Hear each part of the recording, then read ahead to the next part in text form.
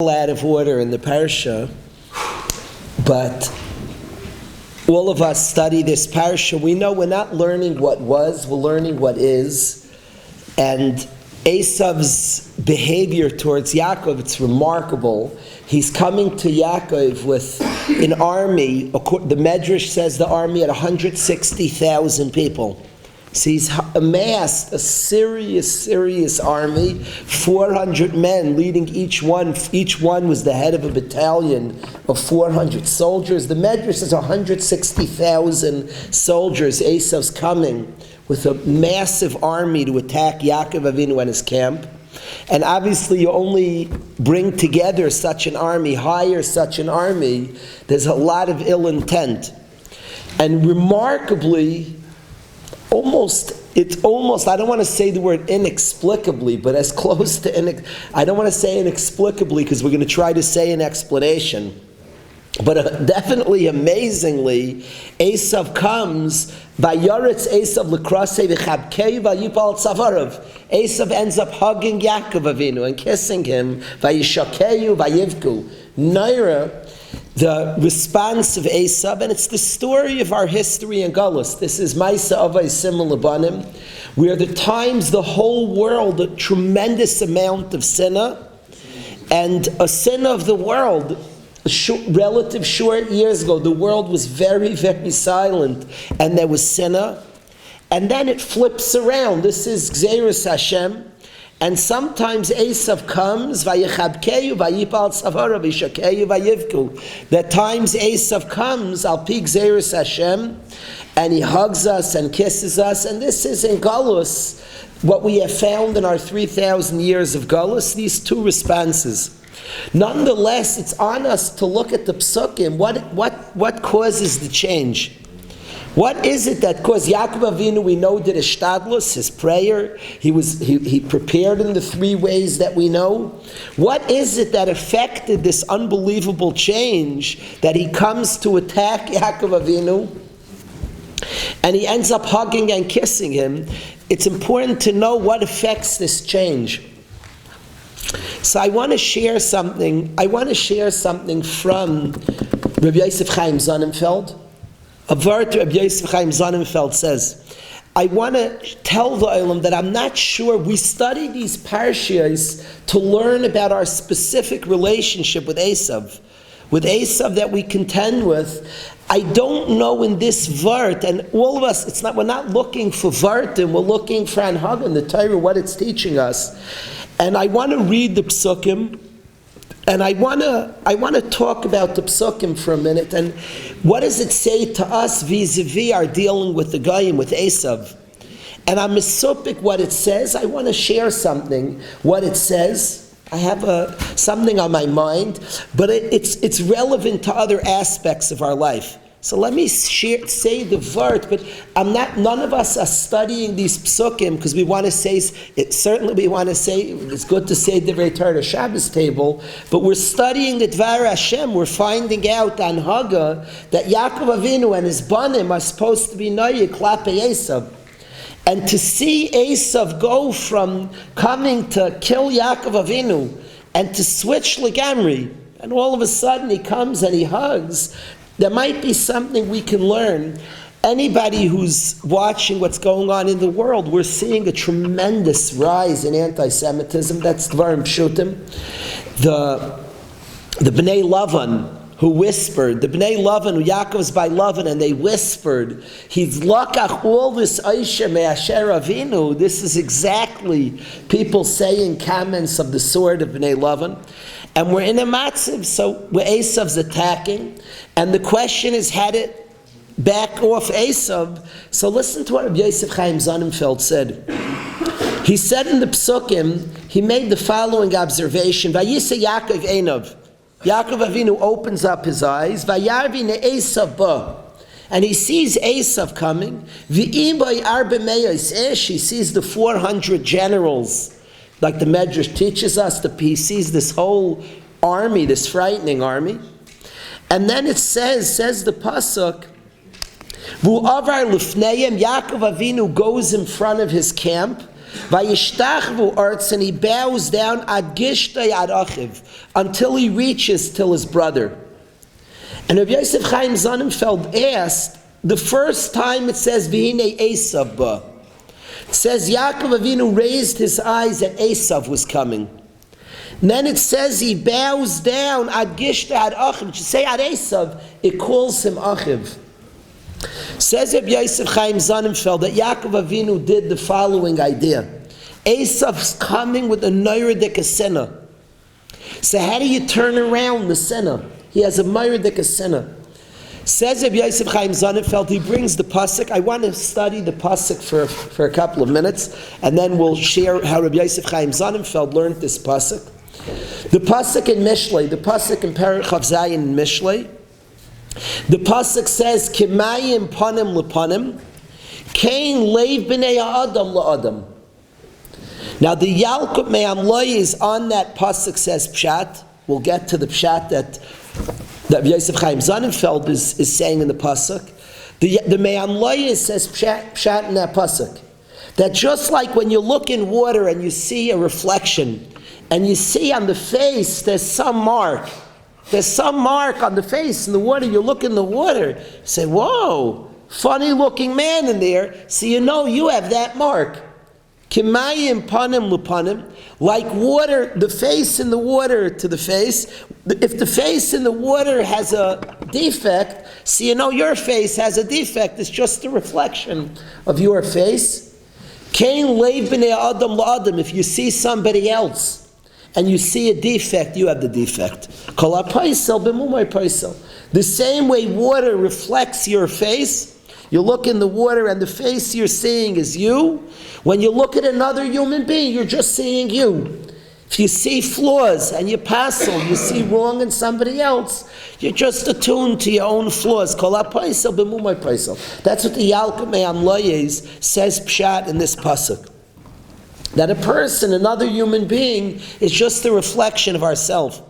And if we see flaw in another person, if we're bothered and we see the flaw in another person, so then it's usually a sign of our own deficiencies.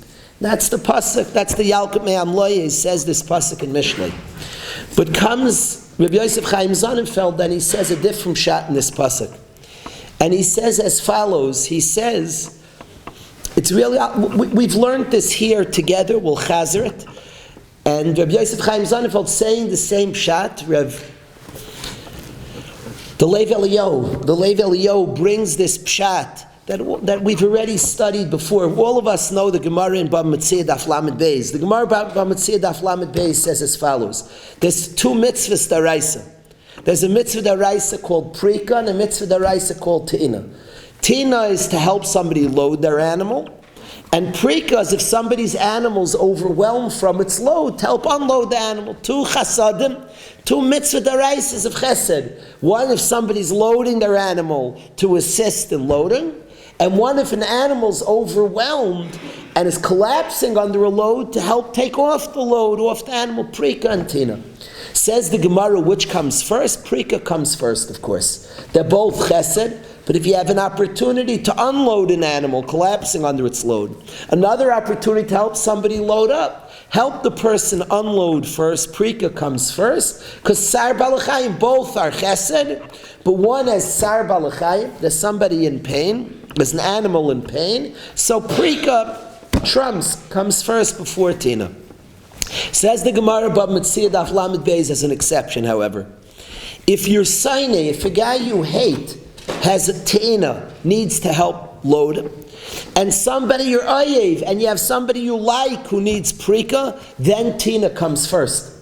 Even though normally prika comes before tina, but if the one who needs tina is an enemy, do tina first, help him load. Lakaf es yitzrei, to break your yetzahara, you have a sinner against the yid, to break that sinner, help your friend, help the enemy first. So if you have an ayev, a good friend who needs prika, and you have an enemy who needs tina, says the Gemara Bava Metzia, do tina first, lakaf es yitzrei, to overcome your yitzhar. Frek Taisvis and Psachim and Bab Metzia gives different answers in each places. But Frek Tais and Bab Metzia and Psachim, it's the Gemara Psachim Kuf Yud Gimel. The Gemara Psachim on Kuf Yud Gimel says, Esa Kasha. Says, Ki Sira Shar Seinacha Roivitz Tachas Masai. If you see the shar of your enemy collapsing under its load, V'chadalta Me'azavla, you're not going to help him, Azav Tazvi, help him unload. Frekta Gemara and Psachim, is the pasuk talking about a Russia? You hate a Yid? As if that's normal? You see Chamar Sainacha, your enemy, you're not allowed to have a Saina, it's usher to hate a Yid. The Torah is talking, the Torah like Derech Hav. If you see you're a guy you hate, you're not allowed to hate a Yid. What says you have a Saina? So the Gemara in Psachim asks, why is there a Yid that you hate? And the Torah is talking, why are we talking to Rishus? Say, stop hating him and then tell me the din. Says the Gemara, it's going on a guy that it's a mitzvah l'snaisei. It's going on a Yid that it's a mitzvah to hate. He was over certain in Yanei Arayas. It's a mitzvah to hate him. So that's what it's going on. So Frek Taisvis, what does the Gemara mean? If your enemy who you hate needs to do it first to break your hatred. We're going on a guy, it's a mitzvah to hate. We're talking about him, so what are you breaking your Yetzirah? Lakuf es Yetzirah, it's going on a guy, it's a mitzvah. That's what Taisa. So Taisa in Bab Metzia says that when the Gemara says a guy you hate, it's not going on the Pasuk's guy you hate. The Pasuk's guy you hate is going a guy mitzvah l'snaisei. The Gemara is going that you're being over in Aveira and you hate a Yid and stop it, knock it off. Now in the Gemara you wouldn't ask, why does the Gemara is talking if you're doing an Aveira. The Gemara could give a case. You have a guy you hate. On the Gemara it's not a kasha. On the Torah to say, the Torah is stam talking. If you're walking by and you see your enemy, why are you making a guy a balaver? Like, why do you need a balaver? Why say a guy you hate? So Atar Birshi asking, it says, even a guy who it's a mitzvah to hate, help him do prika. Help him do tina. On the Gemara is allowed to talk about a guy doing an Aveira. If you're doing an Aveira and you have a Yid you hate, so that's what Taisim Bab Metzia says. It's interesting, Taisim Psachim doesn't answer like Taisim Bab Metzia. Taisim Psachim, why you didn't like Taisim Bab Metzia, I'm misupik. Either because it's mistaver, it's going on the same Sainei of the Quran. Because the Pasuk Sainei was the one that's mitzvah l'snaisei. So the Gemara says a Sainei litain, it's probably the same Sainei Dikra. So that's what Taisus didn't like in Psachim. Or Taisus held the Gemara itself. What if you're darshaning, you're talking about a Russia? You're talking about, I don't know what the cash is. The Gemara is telling a Russia what to do. If you have somebody you hate, this is what you should do. Do tina, stop hating him. I'm not sure what Taisim Psachim didn't answer like Taisim Bab Metzia. However, Taisim Psachim answers that he says as follows. He says, Avada, we're going on a guy, it's a mitzvah to hate. But since you hate him, he brings the pasuk in Mishlei, Kimayim panim lepanim, Kain leiv b'nei adam la'adam. And he says that just like water reflects you look in water, it reflects your face back. Hearts reflect each other. If you like somebody, they'll like you back. If you hate them, they'll hate you back. That's what the pasuk means. A person will feel to you like you feel to them. So if you like a person, al karchuch, they'll like you back. If you don't like a person, they'll dislike you back. So says Taisus Psachim like this. It's going a guy you had a mitzvah to hate. But because you hate him, he hates you back.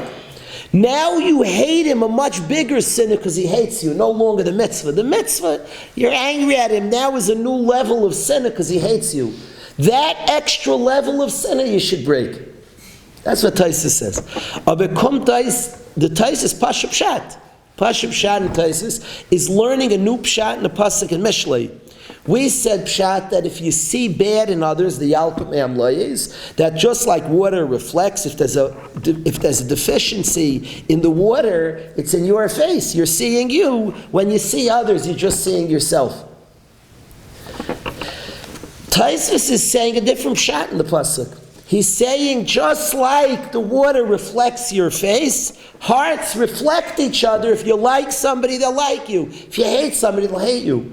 Says Rabbi Yosef Chaim Sonnenfeld remarkably, Esav's coming to Yaakov, and Esav's coming with tremendous sinner. Yaakov Avinu's Eitzah is to see Esav as a brother, to take away the sinner from his own heart, to like Esav, to see Milus and to appreciate. Rabbi Yosef Chaim Sonnenfeld said that Yaakov Avinu was busy seeing Milus and Esav. He says, Pshat in the Psukim, Esav, but Yaakov raised his eyes, Esav's, but Esav is the Russia. But then, as he's coming close, Yaakov Avinu's working. It says, Ad Gishtay Arachiv. By the time he was getting closer, he wasn't seeing Esav, he was seeing his brother. He was seeing the Tzidkus, the brother, the one who's close to him. He was working on feeling good feelings to Esav. And Rabbi Yosef Chaim Sonnenfeld said that Yaakov Avinu's good feelings to Esav are what changed Esav and caused Esav to come and hug him and kiss him.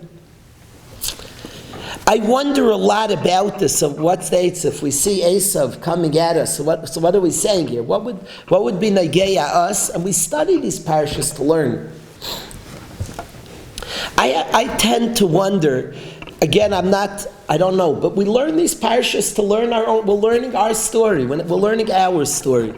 I tend to wonder when we see anti-Semitism, I'm not saying, so which guy, so we should start looking at this guy, that we don't get the opportunity to see the guy who hates us, but I wonder that we're more loyal to our mission of being a light unto the nations, being more honest in our work, being people more sincere. By the way, when we go to stores, being more polite. Being what Yidden are supposed to be, a light onto the nations. I think all too often we forget what we're supposed to be. I can't blame us because we've been battered. And all too often when Esav's coming, I'll be honest, when Esav's coming with the sword to start remembering we're supposed to be a light onto the nations is gar shver. You remember, we're supposed to be a good role model. It's hard. I had a bacher in yeshiva. It made me tremendously sad. I had a bacher in yeshiva who was going through difficulties, becoming a ben Torah, but he was working behind the counter together with 3 other goyim. He was a Yid in a very Yiddish shtat. He's an honest guy. He told me I was treated gefährlich. And people thought I was a guy. I would say I was a Yid, they were like apologizing up and down. And he asked me with full sincerity, if I was a guy, that right, how they were treating me? He didn't look like a Yid at that point. He told me he was treated, he asked me a shaila, an ernst shaila. I said I was a Yid, they were so nice, people apologized, offered to buy me things. He said if I was a guy, they were supposed to treat me like that. No way. We're supposed to be a light on to the nations. We're supposed to be a mamleches kaihanim, v'goy kadosh, midas toivus. I'm not blaming, we're a precious nation. And when the guy comes and attacks, and we feel under attack, it's hard not to reciprocate, it's a truth. But we're not people who are responding, we're people of a mission. And we're supposed to be something. We're supposed to be role models of integrity, role models of specialness, and mamleches kaihanim. We can't forget what we're supposed to be. And again, under these conditions, what we study, Rabbi Yosef Chaim Sonnenfeld said, turn the tide of Esav's hate, is Yaakov Avinu was looking at a brother. Now, the guy, it's not our brother, it's not the exact. But I'm saying that if we were to assume our position, maybe that would be me'ain the eitz of Yaakov Avinu, perhaps. The eitz of a Yid being what he's supposed to be to the guy, maybe that's a me'ain. Maybe we can learn that. Yaakov Avinu, this was klape, a brother. And he was mischazik. Rabbi Yosef Chaim Sonnenfeld taught us that we can't look, it's not a vert. There's what Yaakov Avinu, Rabbi Yosef Chaim Sonnenfeld taught us happened. That Yaakov Avinu was mechazik, the inyan of achva, of brotherhood. That was his job. Today, the inyan of being a mamleches kaihanim, I don't know, I don't want to say it. You never want to make the victim, we're victims. You never want to make, but I don't know historically, and again, I don't know what this says. We've been attacked and we have to follow the path of the Torah. But I can't imagine that being mechazik, being more ehrlich in our jobs, Being a Yid, the way a Yid's supposed to be. And again, keeping Muvdalim from the Goyim, that's for certain. We're different. We live in we have our own Torah and our own life. And we heard Reb Malkiel speak about, we heard the Lakewood Rosh Hashiva be mechazik, that we live in a Torah-dike Welt, but stay true to the ideals of Torah. But there's a conduct of behavior we have to stay true. And very possibly that when we're mechazik, being a light onto the nations, that's our way, that's the closest sense of achva to the nations. We can't forget what was when we walk into Walmart, we're supposed to be who we are. Our behavior is supposed to be, who is that guy? What is he about? Oh, he's one of God's people. He's the Am Hashem. Wow. That's what's that's Pashut. We walk out of a taxi, it's who is that guy? You should call up, I met this person. Made this taivas, I met the person, he's godly. That's what we're supposed, that's Dvarim Pshutim. Once in a while, everybody should read like 19 letters once in a while, just to remember what's supposed to look like. When a bacher asked me a shaila that I didn't look so Jewish when I was struggling, people treated me miserably, and he was impressed when he said he's a Yid. They apologized over.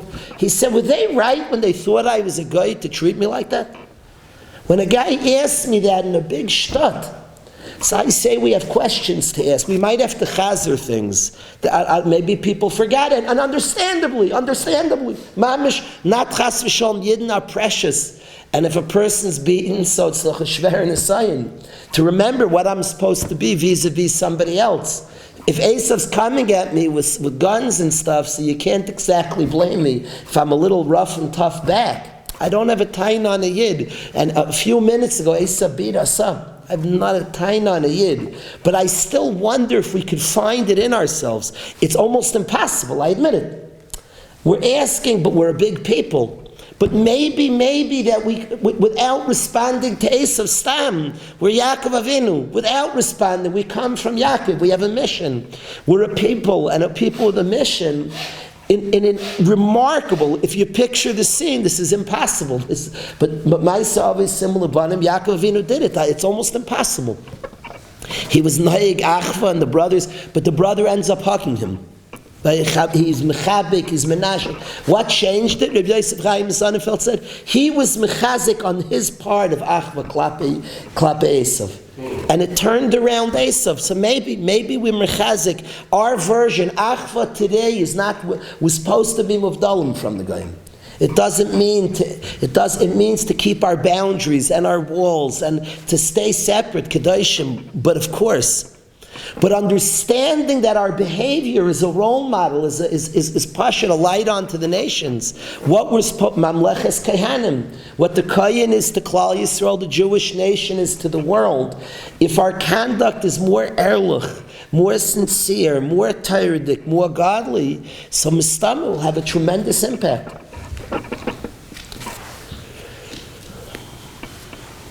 Yeah, I'm wondering. I'm talking to my friends. I'm asking the chevra. I'm asking you if somebody disagrees. I'm coming to think together, Rabbi say. But studying such a verb, Rabbi Yosef Chaim Sonnenfeld, it hit me more this year than previous years because we're facing Esav in a much different way than we faced more recently. We're facing him different. We're seeing different things. And wondering what the solution is, because not saying avada tefillah, but there's a shtadlus to make, and wondering if we're mechazik in a Yid, what a Yid is supposed to look like, what his achrayus is, what he's supposed to be, wondering if that would be mechazik, that if that would help, if that would do something. I'm sharing of Yosef Chaim Sonnenfeld and asking the chevra, fakert basi laha'ir, asking what the Olam holds. I want to backtrack in the parsha for a few minutes.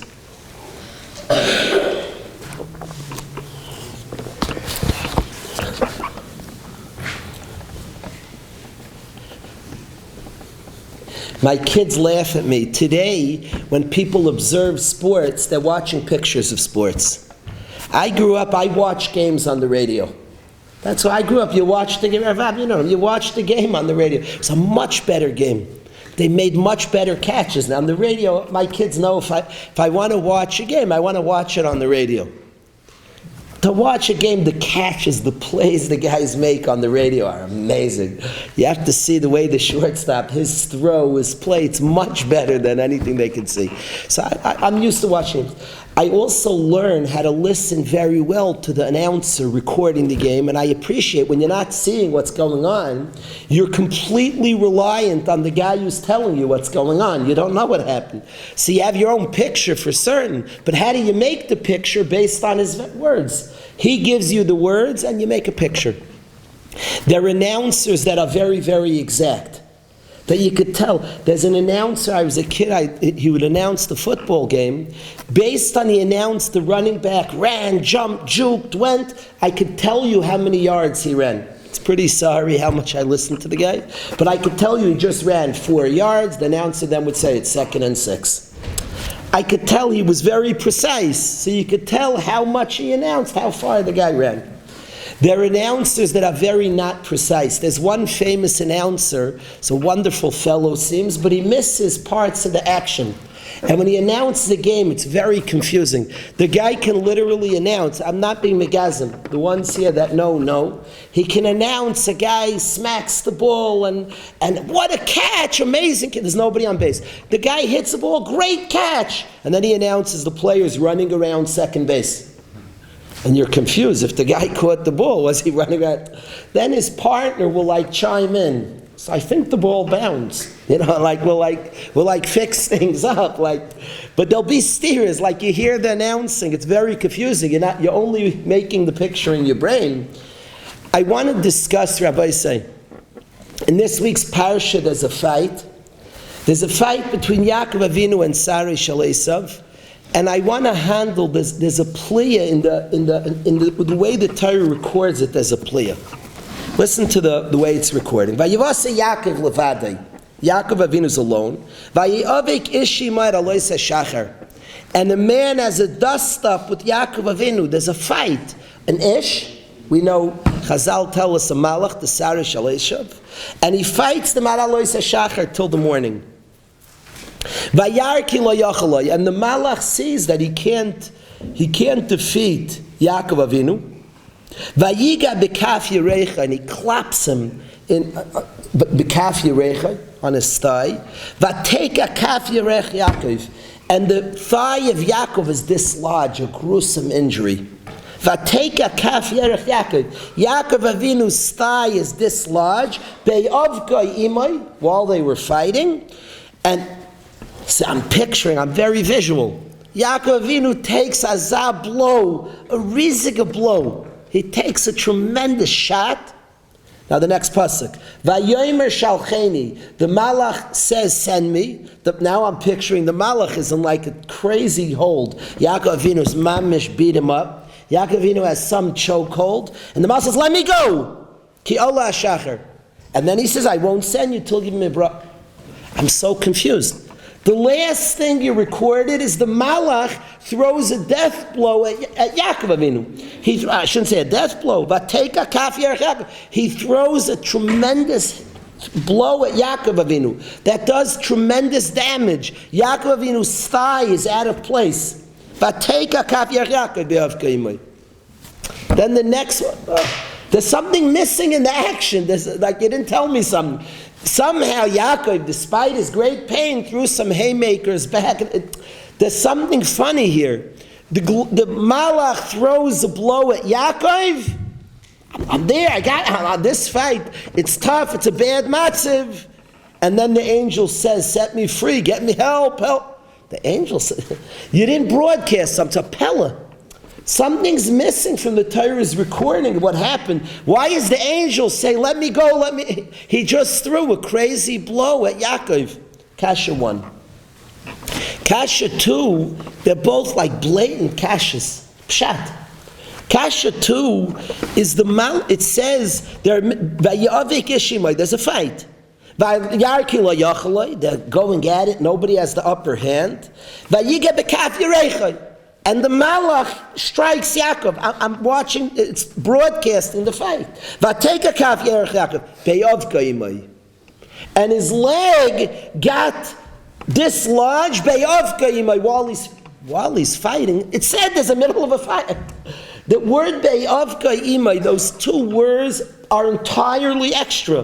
Vayavik yeshimay, adalois shachar. There's a fight till the morning. Okay, I'm here, I'm watching, I'm seeing. There's not a fight. In the middle of the fight, the malach throws a striking, crazy blow. Vateka kaf yerech Yaakov, and the yerech of Yaakov is dislodged. Be'avka imay, while they're fighting. I knew they were fighting. It's broadcast in the fight. The words be'avka imay are entirely extra. That's my two kashas. And what I want to study here, Rabbi, say an emes that all of us have to know this emes. That the first step about Yaakov Avinu is that kol zman that Yaakov Avinu is engaged in the fight, that alone is a tremendous victory. That the Torah is recording and Sarah Shalei says, I quit. Send me. I need to leave. I'm done. You have me. There's no glancing blow from Yaakov. But what we're told is that after his glancing blow, it's Be'avka imay. It's still in the middle of the fight. The fight didn't end from that. All of us know in our own lives that we have times that we give up and we're not fighting, when we're honest. We're watching and letting things pass and just floating. The first step and the pirush of Yaakov Avinu is that there's a tremendous victory in the fact that the person's engaged with the Yetzer Hara, the fact that he's interested in trying and battling to win. That alone, be'avka imay. I'll tell you a maase with my Rabbi. There was a group in yeshiva when I was there. There was a group that was struggling a lot with chakras. And he could have solved the problem. Give a big knas, bang, the guys are there. Give the big knases. My Rebbe did something so unusual, it made the guys think. He divided the chevra into groups and had guys, I want you to talk over the sugya, the shachar struggle. Talk it over, groups. So interesting, what? Make an einesh, knas, bang, and there's no struggle. He wanted to show that there's an inyan, that you're working on something, that two people have a dialogue and talk about it. You try this plan, you talk over, I tried this, it helped, I'm doing a little better, worse. He wanted a group that's working. There's something called Yaakov.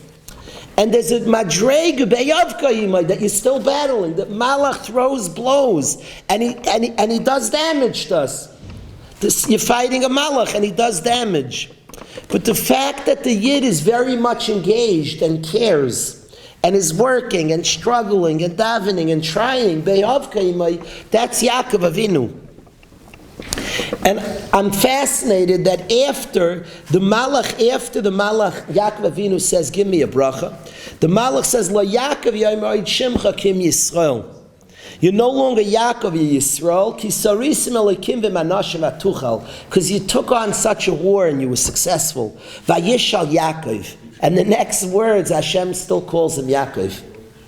Later in the Torah it says, La yikara oid shimcha, but the next words, Vayishal Yaakov. And the name Yaakov still sticks. Hagam the Sarah Shalesav said, La Yaakov yomer oid shimcha. But we're still called Yaakov because the name Yisrael comes first, that there's a madrega called Yaakov. That a person fights is a tremendous madrega. That a person's engaged in the struggle. The Baal HaTanya has a whole piece where he describes somebody fighting for years. It says, I can't believe after all these years I'm still struggling. It seems like I've gone nowhere. I'm still struggling. The same things. I'm working and fighting back and forth. I'm so tired. And he describes the nachas of all the victories, the nachas of all the times the person's working and caring and trying and putting more effort. He says, you want to deprive that nachas is this is what Hashem put the person in the chayim for. He describes the beauty of Yaakov. He describes the tremendous beauty of being Yaakov. The fact that in a sincere, authentic way, the person sits down with effort. My Rebbe making these groups was such a lesson, such an unusual chinuch approach. Don't you want the result? Don't you just want Yisrael and kick everybody else out? Don't you put up with Yaakov? You make groups as if you're allowed to struggle a mudna maisa. He was telling us something, and he was telling us, but not in a pretend way. There's something called Yaakov. And it will be times, Vateka kaf yerech Yaakov, but beyavka imay, but amidst the struggle, And if it's amidst the struggle, at some point, Sarah Shleisif comes out hands up. What was the blow back to him? That I continued to fight. That I'm not giving up on Kiddush Shemayim. That I'm going to keep at this and keep working and trying and putting in and investing effort. That alone, it's a topic that matters to me. That alone is tremendous Kiddush Shemayim. Yaakov. I think that it's important to know the name Yisrael. I think there are people who ignore the name Yaakov, no question about it. They have only Yisrael mentality, a perfectionist, an all or nothing mentality, not valuing that there's something called struggle and difficulty and constantly battling. But we're also shaykh to Yisrael.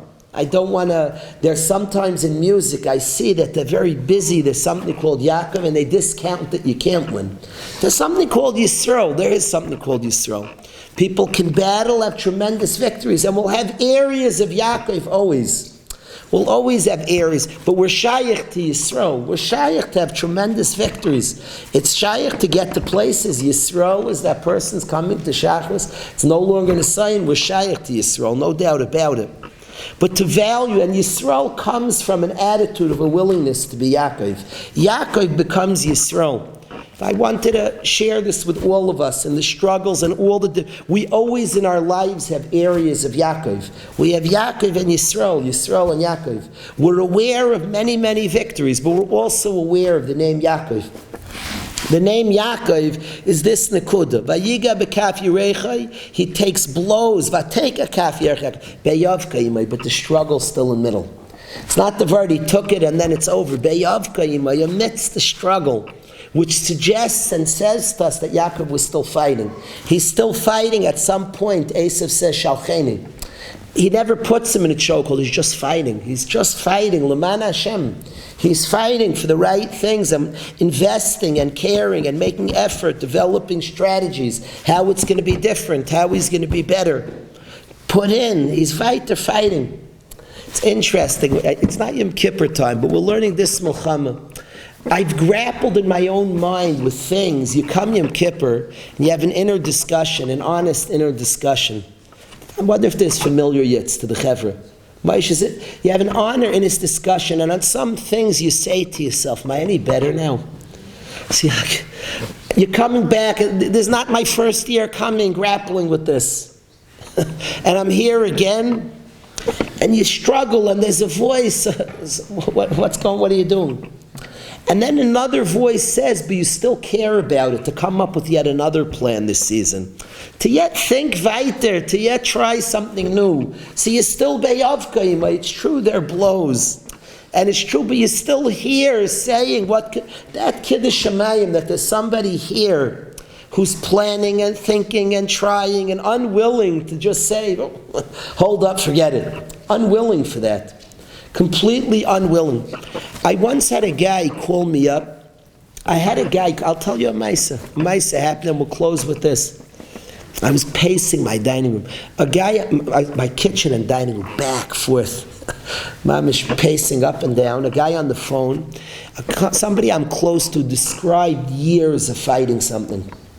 And he described, I'm giving up. I can't anymore. I can't. Now he called me for chizuk, but after he described it and listening, I lost all koyach. There was nothing to say, like a kid. He described effort upon effort, and it was true. The problem was it was true.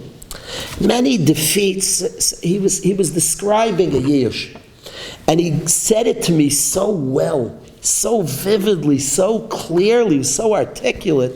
I lost strength.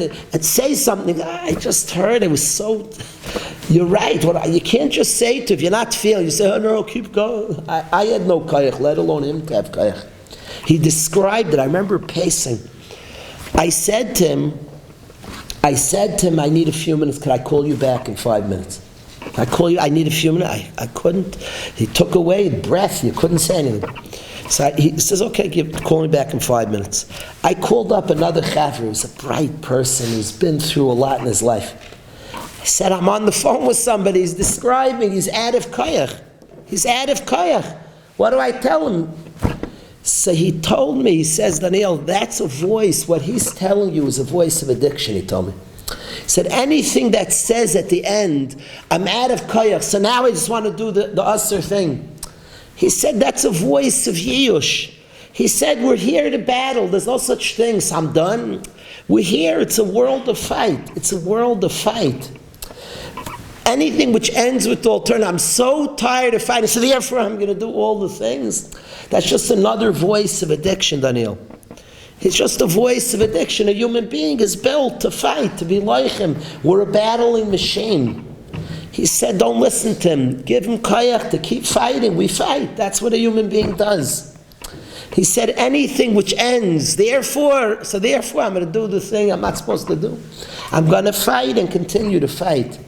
So all of us can relate in all our different struggles. We can relate to the sense sometimes of feeling, but it was azab blow. Vayiga b'kaf yarech Yaakov.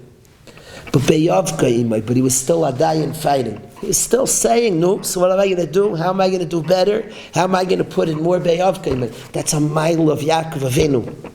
But of course, be aware there's such a thing called Yisrael. Be aware. Don't ever forget that either. There's Madregas of Yisrael. We're shaykh to tremendous victories, but both things we're shaykh to.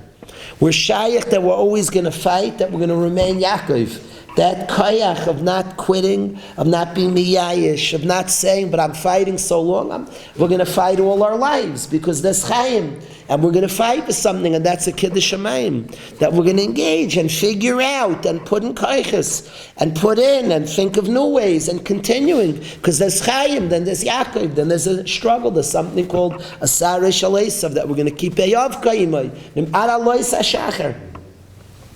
So I wanted to be mechazik this koyach of Yaakov in us all.